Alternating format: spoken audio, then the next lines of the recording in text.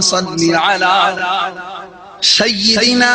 ومولانا محمد صاحب التاج والمعراج والبراق والعلم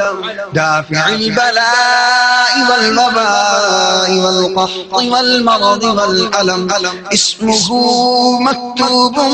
مرفوع مشفوع منقوش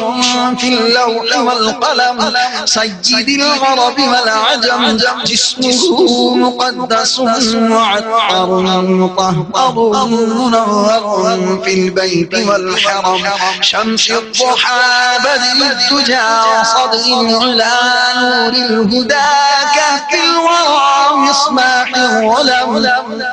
جبين الشيم شفيع الأمم صاحب الجود والكرم الله عاصمه وجبريل خادمه والبراق مركبه والمغراد سفره وسدرة المنتهى مقامه وقاب قوسين مطلوبه والمطلوب مقصوده والمقصود موجود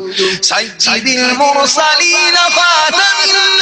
النبيين شفيع المذنبين أنيس الغريبين رحمة للعالمين راحة العاشقين مراد المشتاقين شمس العارفين سراج السالكين مصباح المقربين محب